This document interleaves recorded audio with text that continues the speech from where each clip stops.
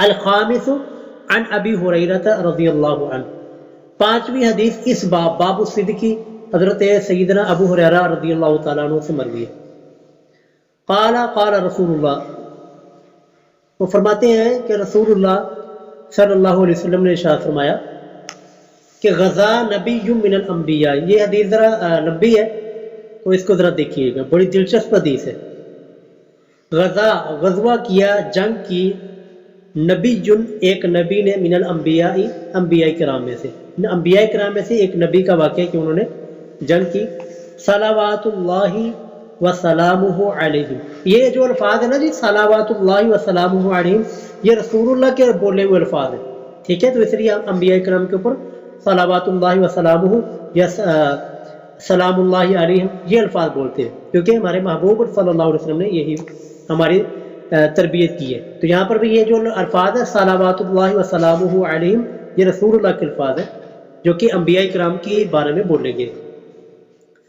فقال، تو اس نبی نے کہا لقومہ، اپنی قوم سے، اس نبی نے کہا لا یتبعنی، کہ میرے پیچھے نہ آئے، رجل، وہ آدمی، مالا کا بضع، اس کا دونوں کا ملا کر ترجمہ کریں گے، جس کی نئی نئی شادی ہوئی ہو، مالا کا بضع، کہ جس کی نئی نئی شادی ہوئی ہو، امرأۃ، کسی عورت کے ساتھ، وہو یرید، اور وہ شخص ارادہ رکھتا ہو، ان یبنی، اس اپنی رات گزارنا، ان یبنی، رات گزارنا، ہم بستری کرنا، بیہا، اپنی اس بیوی کے ساتھ، ولما، اور ابھی تک، یبنی بیہا، ابھی تک اس نے رات نہ گزاری ہو اپنی بیوی کے ساتھ، ہم بستری وغیرہ نہ کی ہو۔ یعنی مطلب یہ ہے کہ اس نبی نے کہا کیونکہ ہم جنگ کے لیے جا رہے ہیں، غزوے کے لیے جا رہے ہیں، تو ہمارے ساتھ وہ بندہ نہ آئے، وہ پیچھے بندہ ہمارے نہ آئے جس کی ابھی نہیں ہوئی ہو اور اس نے اپنی بیوی کے ساتھ کوئی رات نہ گزاری ہو اور وہ رات چاہتا ہو، تو وہ بندہ ہمارے ساتھ جہاد میں نہ آئے۔ ولا احد، اور نہ ہی وہ آدمی، بنا بیوتن، جس نے اپنا کوئی گھر بنایا ہو، لم یرفع، اور نہ بلند کی ہو، سقوفہ، اس گھر کی چھت، کہ گھر اس نے بنایا اور گھر کی چھت ابھی تک نہیں ڈالی، تو وہ بندہ بھی ہمارے ساتھ جہاد میں شریک نہ ہو۔ ولا احد، اور نہ ہی وہ انسان کوئی بھی ایک، اشتراک، جس نے خریدا ہو، غنماً، بکریوں کو، او خالفات، یا حاملہ اونٹنیوں کو، غنماً، بکری، خالفات، حاملہ اونٹنی، کہ جو کہ امید سے ہو۔ وہو، اور وہ بندہ، ینتظر، وہ انتظار کر رہا ہو، اولادہا، اس کی اولاد، کس کی اولاد جی؟ اس جانور کی، یعنی کہ اس نے بکریاں خریدی ہو یا اونٹنی وغیرہ خریدی ہو اور وہ چاہ رہا ہو کہ یہ بکری یا یہ اونٹنی ہے یہ بچے دے، یہ آگے ہماری جو ہے نا نسل ان کی بڑھے۔ تو کہتے ہیں کہ یہ تین بندے، ایک تو جس کی نئی نئی شادی ہوئی ہو، یا جس نے نیا نیا مکان بنایا ہوا، یا جس نے ابھی بھی بکریاں یا اونٹنیاں خریدی ہو، حاملہ اونٹنی، اور وہ بچہ جننے کے قریب ہو، تو نبی نے فرمایا کہ وہ ہمارے ساتھ جہاد میں شریک نہ ہو۔ فغزا، تو پس غزوہ کیا، جنگ کی، فدنا، اور وہ قریب ہو گئے، من القریتی، اس بستی کے ساتھ، اس بستی سے، صلاۃ العصر، نماز عصر کے وقت، او قریب من ذالک، یا اس سے قریب، عصر کی نماز کے قریب، یعنی کہ جس بستی کو انہوں نے فتح کرنا تھا جس بستی کو وہ فتح کرنے کے لیے جنگ کے لیے گئے تھے، اس بستی میں عصر کے قریب وہ پہنچے، عصر کی نماز کے قریب وہاں پر پہنچے، تو کیا ہوا؟ فقال للشمس، اس نبی نے للشمس، سورج سے کہا۔ اب یہ بات ذرا توجہ سے بات سمجھیے گا جی، یہاں پر ایک عقیدے کی بات بھی ہے، وہ بھی میں انشاءاللہ کلیئر کروں گا۔ فقال للشمس، تو نبی نے سورج سے کہا، انکی مأمورۃ، اے سورج تو بھی مأمور ہے، تو بھی اللہ تعالیٰ کی طرف سے حکم کا پابند ہے، وَأَنَا مَأْمُورٌ، اور میں بھی مأمور ہوں، میں بھی اللہ تعالیٰ کے حکم کا پابند ہوں۔ پھر اس نبی نے اللہ سے دعا کی، یہ ذرا الفاظ دیکھنے والے، اللہ تعالیٰ سے دعا کی، اللہم احبسھا علینا، اے اللہ اس سورج کو ہم پر روک دے، احبسھا، روک دے اس سورج کو، علینا، ہم پر۔ تو کیا ہوا؟ اللہ تعالیٰ نے دعا کو قبول کیا، فحبست، اور سورج کو روک دیا گیا، حتی فتح اللہ علیہ، یہاں تک کہ اللہ تعالیٰ نے اس بستی کو ان کے ہاتھ پر فتح عطا فرما دی۔ جس بستی میں جنگ کے لیے گئے تھے سورج بھی رک گیا اور بستی بھی فتح ہو گئی الحمدللہ۔ اچھا یہاں تک جو تھوڑی سی تشریح سمجھ لیں، پھر اگلی حدیث کا حصہ جو ہے وہ ہم پڑھتے ہیں۔ پہلی بات تو یہ نبی کون سے تھے، اس نبی کے بارے میں صحیح بخاری اور صحیح مسلم، بلکہ یہ بھی حدیث صحیح بخاری صحیح مسلم کی متفق علیہ حدیث ہے، اور اس نبی کے بارے میں صحیح بخاری اور صحیح حدیث میں موجود ہے کہ یہ نبی حضرت یوشع ابن نون علیہ السلام تھے، ٹھیک ہے۔ یوشع ابن نون، یوشع ابن نون کون ہے؟ یہ وہی نبی ہے جو کہ صحابی ہونے کی حالت میں حضرت موسیٰ علیہ السلام کے ساتھ سفر پر گئے تھے حضرت خضر علیہ السلام کو ملنے کے لیے۔ جب حضرت موسیٰ وہ خضر علیہ السلام کو ملنے کے لیے گئے تھے نا، تو یہی وہ صحابی تھے جو ان کے ساتھ تھے۔ پھر بعد میں اللہ تعالیٰ نے ان کو نبوت کے لیے چن لیا، ان کو اللہ تعالیٰ نے نبی بنا دیا تھا۔ تو یہ وہی یوشع ابن نون علیہ السلام ہے، ٹھیک ہو گیا۔ دوسرے نمبر پر یعنی کہ دو تین چیزیں یہاں پر کلیئر ہوتی ہیں۔ دوسرے نمبر پر یہ بات یہ ہے کہ یہاں پر انہوں نے کیوں کہا سورج کو کہ اے اللہ اس سورج کو ہم پر روک دے، اور سورج اللہ تعالیٰ کے حکم سے اللہ تعالیٰ نے سورج کو روک دیا۔ کیوں انہوں نے کہا؟ وجہ یہ تھی کیونکہ یہ بنی اسرائیل کا واقعہ ہے۔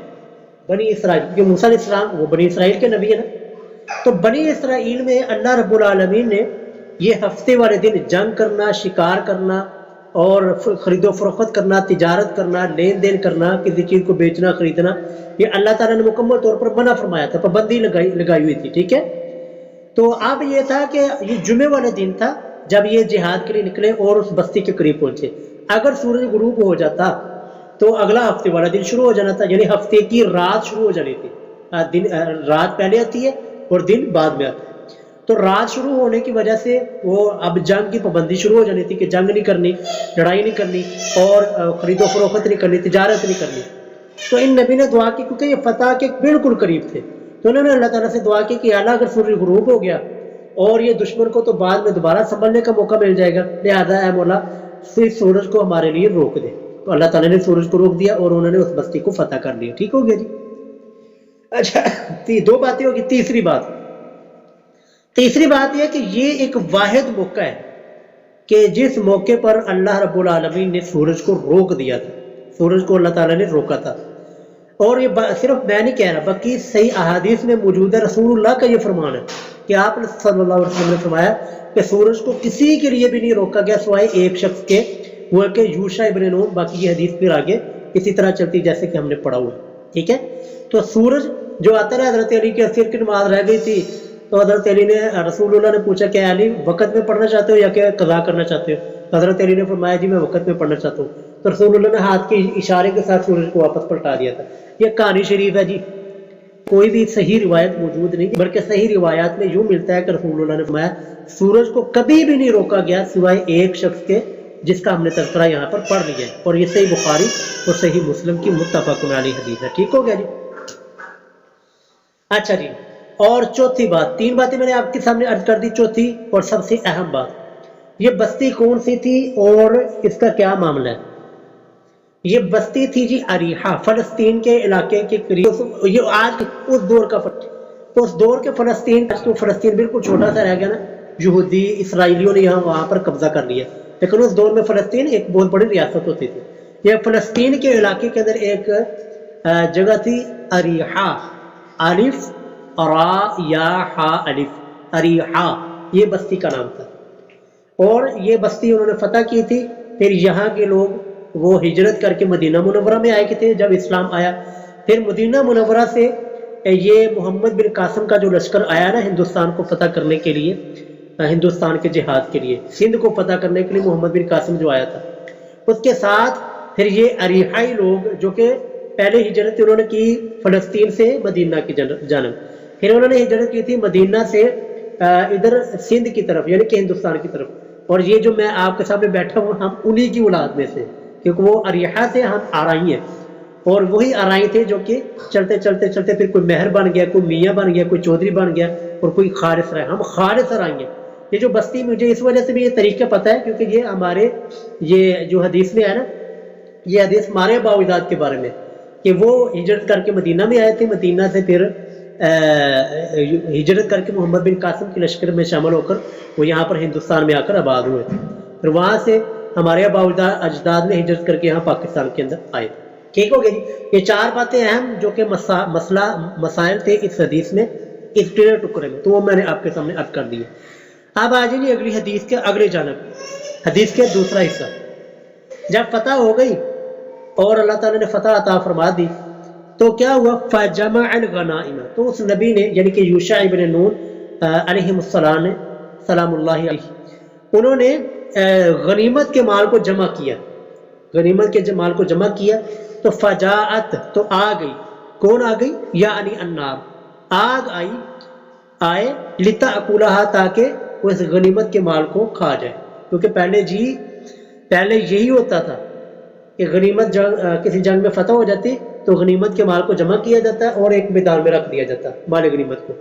آسمان سے ایک آگ آتی تھی اور مال غنیمت کو سارے کو کھا کر جلا کر راکھ کر دیتی تھی. تو یہ سمجھا جاتا تھا کہ ان کی قربانی کا بھی یہی اصول تھا. قربانی کر کے لوگ میدان میں رکھ دیتے تھے، آگ آتی تھی اور قربانی کو جلا کر راکھ کر دیتی تھی. تو پتہ چل جاتا تھا جس کی قربانی قبول ہوئی، کس کی قربانی قبول. ٹھیک، تو انہوں نے بھی اسی طرح کہ مال غنیمت کو جمع کر ایک رکھ دیا تاکہ آسمان سے آگ آئے پالے. تو کیا ہوا؟ فلم تطعمها، تو اس آگ نے اس مال غنیمت کو نہیں کھایا، یعنی کہ آگ آئی ہی نہیں. تو کیا ہوا؟ فقال، تو اس نبی نے کہا ان فیکم غلولا، ان بے شک فیکم تمہارے درمیان غلولا کوئی خائن موجود ہے کہ جس نے اس مال غنیمت میں سے خیانت کی ہے. اس خیانت کی نحوست کی وجہ سے آسمان سے آگ نہیں آئی اور مال غنیمت کو قبول نہیں کیا گیا. ان فیکم غلولا، کہ تمہارے درمیان خائن موجود ہے، خیانت کرنے والا. فلیبایعنی، انہوں نے کہا، نبی تھے نا، انہوں نے کہا کہ پس آپ سارے کے سارے لوگ فلیبایعنی، بیعت کریں مجھ سے.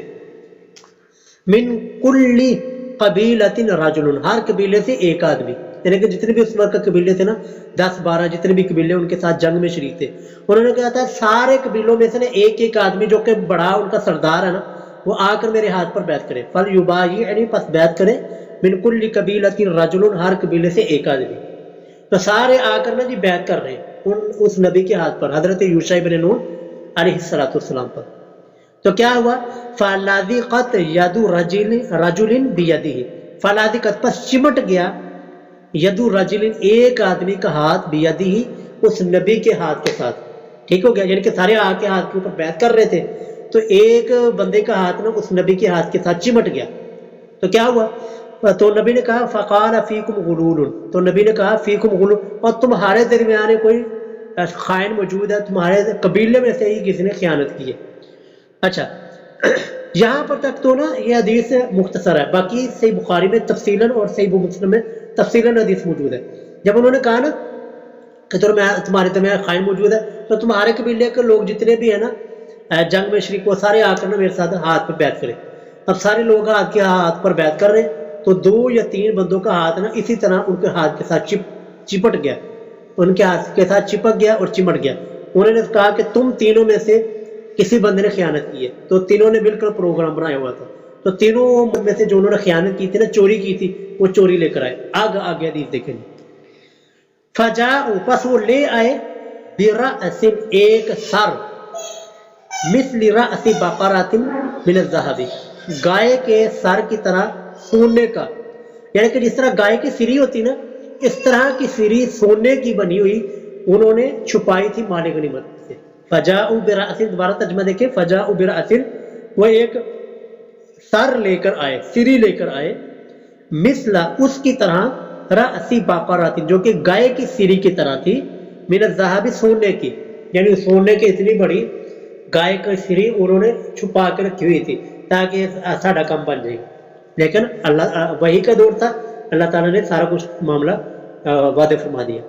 فوضعها، تو انہوں نے اس سر کو، اس بکری گائے کا جو سر تھا، اس سونے کے سر کو اس مال غنیمت میں رکھا.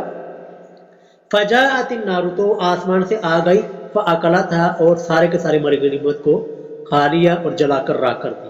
آگے رسول اللہ فرماتے ہیں، رسول اللہ نے فرمایا فلم تحل الغنائم لأحد، پس نہیں حلال ہوا مال غنیمت لأحد، کسی ایک کے لیے، قبلنا، ہم سے پہلے. اور رسول اللہ کی ایک بڑی حدیث ہے کہ مجھے 5 فضیلتیں باقی تمام انبیاء کرام سے بڑھ کے دی گئی. ان فضیلتوں میں سے ایک فضیلت یہ بھی تھی احلت لی الغنائم کہ میرے لیے مال غنیمت جو ہے وہ اللہ تعالیٰ نے حلال کر دیا. ٹھیک ہے، ورنہ یہی حال ہوتا تھا کہ اتنی مشکل سے جنگ جیتی ہے اور مال غنیمت جو ہوتا تھا اس کو سائڈ پہ رکھ کے آسمان سے آگ آتی تھی اور جلا دیا جاتا تھا. لیکن اس امت کے لیے اللہ تعالیٰ نے مال غنیمت کو حلال قرار دے دیا کہ مال غنیمت آیا، اس کو آپ نے استعمال کر سکتے ہیں. اچھا، یہ فلم تحل الغنائم، رسول اللہ نے فرمایا کہ غنیمت حلال نہیں ہوا لأحد قبلنا، ہم سے پہلے کسی ایک کے لیے. ثم احل اللہ، پھر اللہ تعالیٰ نے حلال کر دیا لنا ہمارے لیے الغنائم مال غنیمت کو.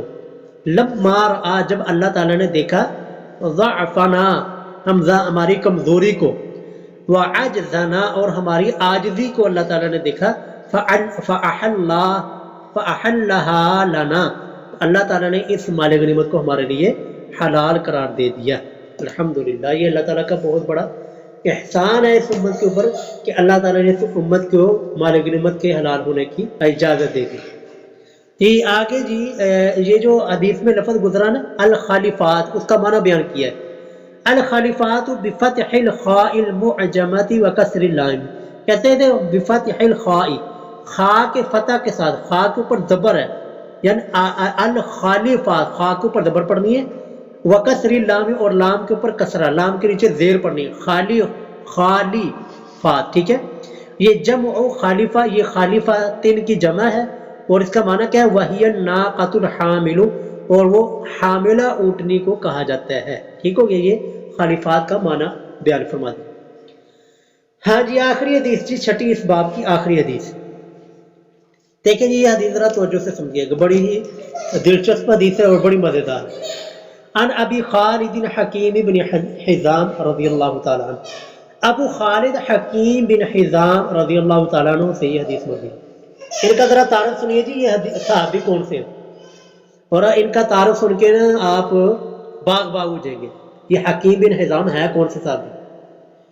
ان کا تعارف سب سے پہلے جی، حکیم بن حزام بن خویلد، یہ حضرت ختیجہ رضی اللہ تعالیٰ، جو کہ ام المومنین رسول اللہ صلی اللہ علیہ وسلم کی سب سے پہلی اور لاڈلی بیوی ہیں، جو حضرت ختیجہ ہماری ماں رضی اللہ تعالیٰ عنہ، یہ ان کے بھتیجے ہیں. ٹھیک ہو گیا، نام ان کا دیکھیے حکیم بن حزام بن خویلد. یہ حزام جو ہے نا یہ حضرت ختیجہ کے بھائی ہیں اور حکیم پھر ان کے بیٹے، تو حضرت ختیجہ کے بھتیجے لگے. ٹھیک ہے، پہلی تو یہ تعارف ہے کہ یہ حضرت ختیجہ رضی اللہ تعالیٰ عنہ کے بھتیجے، ان کے بھائی کے بیٹے ہیں.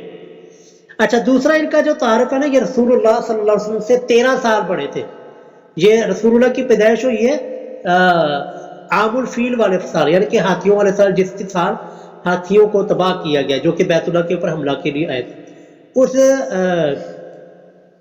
اس واقعے سے 13 سال پہلے ان کی پیدائش ہوئی ہے، حکیم بن حزام رضی اللہ تعالی عنہ کی. اور اس سے بھی مزے کی بات یہ ہے کہ یہ مولود کعبہ ہے. یہ حضرت اللہ تعالیٰ عنہ کے بارے میں مشہور ہے نا کہ وہ بیت اللہ میں کعبہ خان کی پیدائش ہوئی ہے. وہ ہوں گے لیکن کسی روایت میں نہیں ملتا. ان کا تو بالکل واضح موجود ہے اور سارے مانتے ہیں، سنی بھی مانتے، شیعہ بھی مانتے کہ یہ جو صحابی نا حکیم بن حزام یہ مولود کعبہ ہے، کہ ان کی ولادت وہ بیت اللہ میں خانہ کعبہ کے اندر ہوئی ہے، یہ مولود کعبہ ہے. ٹھیک ہو گیا، یہ دوسری ان کا تعارف ہو گیا. اور تیسرا ان کا تعارف یہ رسول اللہ صلی اللہ علیہ وسلم کے ساتھ بڑا ہی ان کو ساتھ لگاؤ.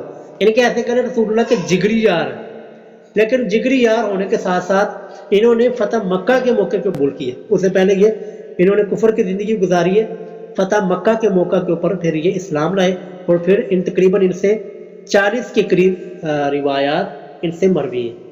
ٹھیک ہو گیا جی. یہ حکیم بن حزام رضی اللہ تعالیٰ عنہ کا تعارف میں نے آپ کے سامنے رکھا ہے. تو وہ حکیم بن حزام رضی اللہ تعالیٰ عنہ جو ہے نا وہ حدیث بیان کرتے ہیں. قال قال رسول اللہ، فرماتے ہیں کہ اللہ کے رسول صلی اللہ علیہ وسلم نے ارشاد فرمایا. یہ حدیث ذرا سمجھنے والی ہے جی، ذرا ترجمہ دیکھ لو پھر میں اس کو سمجھانے کی کوشش کرتا ہوں. فرمایا البیعان بالخیار، کہ خرید و فروخت، بیعان دو بیچنے خریدنے والوں کو، بالخیار اختیار ہے، ما لم اس وقت تک کہ جب تک وہ لم یتفرقا وہ جدا نہیں ہو جاتے. اب اس میں ترجمہ دیکھ کر پھر بعد میں تشریح کرتا ہوں کہ ایک بیچنے والا بائیں اس کو کہا جاتا ہے اور خریدنے والے کو مشتری کہا جاتا ہے، کہ بیچنے اور خریدنے والوں کو اختیار ہے جب تک کہ وہ دونوں جدا نہ ہو۔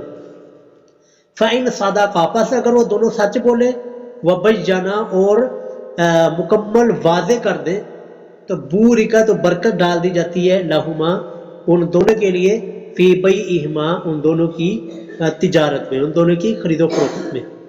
وَإِنْ کَتَمَا اور اگر وہ چھپا لیں، عیب جو تھا اس کو چھپا لیا، وَكَذَبَا اور جھوٹ بولے، تو محقت تو ختم کر دی جاتی ہے بارکت برکت کو، بیعہما ان دونوں کی بیع سے، ان دونوں کی خرید و فروخت سے وہ برکت ختم ہو جاتی ہے جھوٹ کی وجہ سے۔ متفق علیہ، یہ حدیث متفق علیہ صحیح بخاری سے سنت کی۔ اچھا جی، اس کی تشریح اور تفسیر کی طرف۔ تشریح البیعان ما لم یتفرقا، رسول اللہ نے ایک بائے، تو پہلے ایک جوتنے والا ہونا، بیچ رہا ہو اس کو کہا جاتا ہے بائے، اور جو خرید اس کو کہا جاتا ہے مشتری، بائے اور مشتری۔ ٹھیک ہے، یہ انشاءاللہ دو چیزیں آپ کو یاد رہیں گی، اس حدیث کو سمجھنا آسان ہوگا۔ یعنی کہ آپ سمجھ لیں کہ دکان جس سے آپ کوئی گھی لینے گئے مثال کے طور پر، اب گھی جس دکان سے آپ لینے کے لیے گئے نا، وہ دکاندار جو ہے وہ بائے ہے، بیچ رہا ہے، اور آپ گھی لینے کے لیے گئے، آپ مشتری ہیں جو کہ گھی خرید رہے ہیں۔ ٹھیک ہے، اس مثال کو ذہن میں رکھیں۔ تو رسول اللہ صلی اللہ علیہ وسلم نے فرمایا کہ البیعان بالخیار، کہ دو بیچنے خریدنے والوں کو اختیار ہوتا ہے ما لم یتفرقا، جب تک وہ جدا نہ ہو۔ مطلب کیا ہے کہ جب تک وہ ایک دوسرے سے الگ نہیں ہوتے، جو ایک دوسرے سے جدا نہیں ہوتے، تو ان کو اس خرید و فروخت کو ختم کرنے کا اختیار ہے۔ یعنی کہ آپ مثال کے طور پر دکان پر گئے، دکان پر جا کر آپ نے کہا کہ جی مجھے 2 کلو گھی دے دیں، ٹھیک ہے، اب گھی آپ نے لیا، لیکن پھر آپ کا نا مائنڈ آپ وہیں پر کھڑے تھے، یعنی کہ آپ ابھی جدا نہیں ہوئے، الگ نہیں ہوئے تھے، وہیں پر کھڑے کھڑے آپ کے ذہن میں خیال آیا نہیں یار یہ مجھے گھی نہیں لینا چاہیے، میں یہ گھی کو واپس کر کے نا میں یہ پیسے کسی اور جگہ کے اوپر خرچ کرنا چاہتا ہوں۔ اگر آپ ابھی تک جدا نہیں ہوئے تو آپ کو اختیار ہے کہ جی نہیں سر، یہ اپنی چیز آپ واپس رکھیں، میں یہ چیز نہیں خریدوں گا، میں یہ چیز نہیں لینا چاہتا، آپ واپس آ جائیں۔ ٹھیک ہے، اس کو کہا جاتا ہے البیعان بالخیار، کہ بیع فروخت کرنے والوں کو اختیار حاصل ہے، وہ بائے یعنی کہ بیچنے والا کہہ دے نہیں اس کو یہ چیز نہیں بیچنی، یا مشتری کہہ دیتا سر میں نے یہ چیز نہیں خریدنی۔ ٹھیک ہے، لیکن جب جدا ہو جاتے ہیں، یعنی کہ آپ گھر واپس آپ جدا ہو گئے، پھر اختیار آپ ہو گئے، پھر آپ کو وہ چیز لے گی۔ ہاں اگر بائے یعنی کہ جو چیز والا ہے اگر وہ اپنی ہمدردی کے ساتھ اور خوش دلی کے ساتھ واپس لیتا ہے اس کی مرضی، لیکن آپ زبردستی نہیں کرتے۔ ٹھیک ہے، البیعان بما لم یتفرقا، کسی کو خریدنے والا اختیار ہے، بیچنے والا کیا میں نہیں چیز بیچتا، چاہے کہتے سر میں خریدتا، جب تک کہ دونوں ایک میں جدا نہ ہو جائیں۔ جب جدا ہو گئے تو پھر یہ اختیار ختم ہو جائے گا۔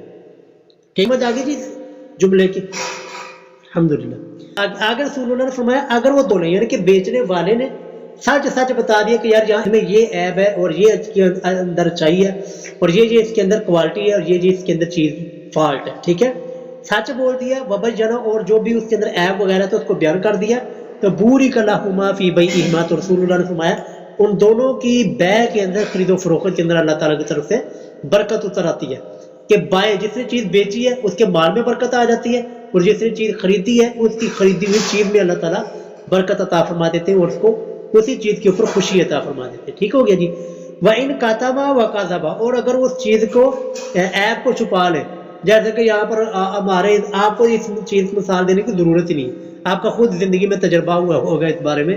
وَإِن كَتَمَا، اور اگر عیب کو چھپا لیا اور جھوٹ بول دیا تو پھر کیا ہوتا ہے، محقت بارکتہما، تو ان دونوں کی بیع سے برکت جو ہے وہ اٹھ جاتی ہے۔ پھر اسی وجہ سے بائے جو ہے نا وہ ہمیشہ کہتا ہے آج پوری نہیں پیندی، اب فلانی چیز میں قسم اللہ دی نہیں پئی ہے، وہ کیوں ہوتا ہے؟ کیونکہ برکت اٹھ چکی ہوتی ہے، اور مشتری جس نے چیز خریدی ہوتی ہے وہ چیز ہی 2 دن بعد خراب ہوئی ہوتی ہے، وہ یعنی کہ دونوں میں سے کوئی نہ کوئی ایک بے ایمان ہوا ہوتا ہے، تو اس بے ایمانی کی وجہ سے وہ جو ہے برکت جو آنی تھی وہ برکت اس سے اٹھ جاتی ہے۔ اللہ تعالیٰ جی ہمیں